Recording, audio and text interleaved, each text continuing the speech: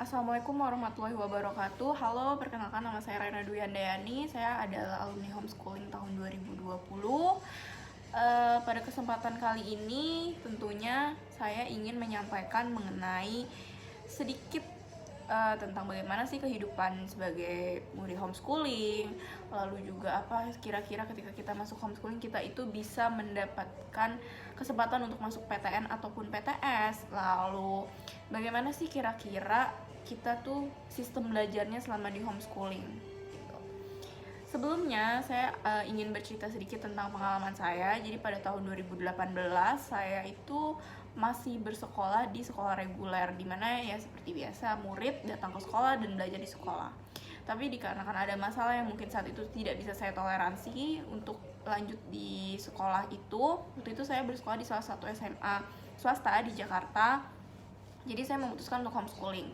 Tentunya keputusan homeschooling ini tidak saya ambil secara mentah-mentah atau dadakan begitu saja atau dengan kepala panas, tapi saya sudah mempertimbangkan banyak hal mengapa akhirnya saya memutuskan homeschooling. Pada saat itu saya memilih salah satu homeschooling yang kebetulan berdomisilinya itu di Depok, dan tentunya ketika saya memilih homeschooling itu saya sudah mempertimbangkan dari sisi biaya, lalu juga fleksibilitas belajar, dan tentunya yang paling penting adalah kualitas dari homeschooling tersebut. Setelah saya mendaftar di homeschooling tersebut, yang paling pertama saya tanya adalah kira-kira saya bisa nggak sih lanjut PTS ataupun PTN. Lalu dijawab bahwa bisa, karena ijazah homeschooling itu diakuin di aturan Permendikbud. Saya akan taruh aturannya di sebelah sini supaya kalian bisa baca lebih detail.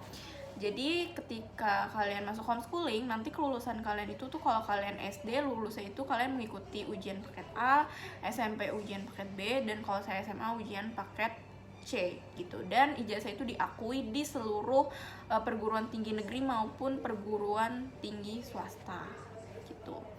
Tapi ada hal yang mungkin menjadi salah satu kekurangan di homeschooling, kita tidak bisa mengikuti SNMPTN atau jalur undangan karena tidak ada peringkat. Mungkin ada peringkat tapi itu hanya dijadikan peringkat internal dari homeschoolingnya, dan tentunya kan murid homeschooling tidak sebanyak sekolah reguler, jadi tidak bisa mengikuti SNMPTN. Tapi untuk SBMPTN, jalur-jalur mandiri lain, beasiswa lain tentunya itu sangat terbuka. Lalu gimana sih sistem belajar homeschooling? Apa bener kata orang-orang kalau homeschooling tuh cuman ya main-main aja, yang penting sekolah lulus dapat bisa masuk kuliah atau dapat gelar sekedar lulus sekolah selesai gitu. Sebenarnya kalau dibilang santai, homeschooling juga tidak santai karena kita juga punya aturan-aturan, punya deadline, punya tugas, punya jadwal. Jadi kalau murid itu bebas untuk menentukan jadwalnya sendiri, tapi minimal sekali itu 1 minggu 2 kali belajar, dan 1 kali mata pelajaran itu 2 jam. Jadi kalau dibilang sebentar atau nggak melelahkan juga nggak juga, karena 2 jam itu kita bener-bener face to face, one teacher, one student, jadi bener-bener fokus, dan itu cukup menguras tenaga juga sih sebenarnya gitu. Lalu kalau dulu saya sendiri, saya tuh dulu belajar seminggu 2-4 kali, dimana 3 kalinya itu pelajaran wajib sekolah seperti matematika, biologi, kimia, fisika gitu, dan 1 kalinya itu ekskul. Dulu saya ikut ekskul nyanyi, tapi ternyata nggak bisa nyanyi juga sih. Terus akhirnya setelah beberapa naikkan kelas, saya tuh ganti ekskul itu jadi ekskul mengaji. Jadi karena saya merasa tidak ada passion di ekskul menyanyi, jadi I don't want to wasting my time and I don't want to wasting my effort and my money also. Jadi ya udah kita pindah ke yang pasti-pasti aja gitu istilahnya.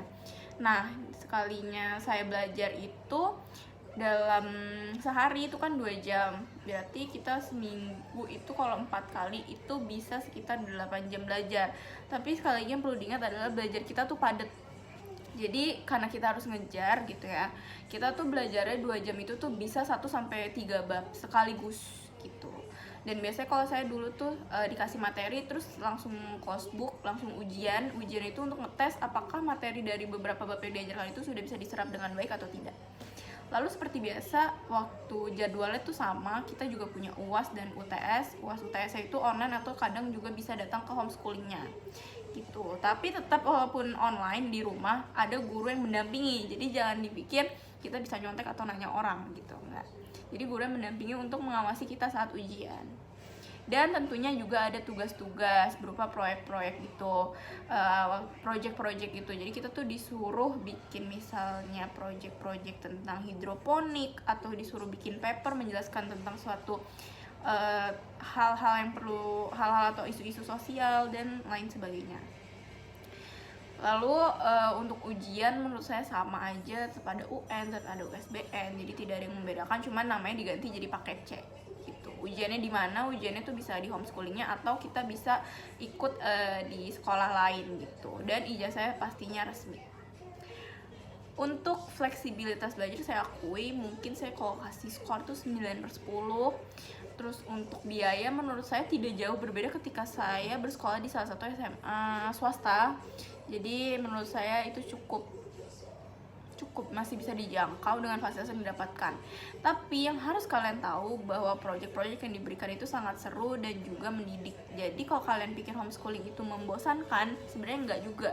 Karena proyek-proyek itu bikin kita beraktivitas dan explore lebih gitu tentang objek yang ditentukan tentunya gitu.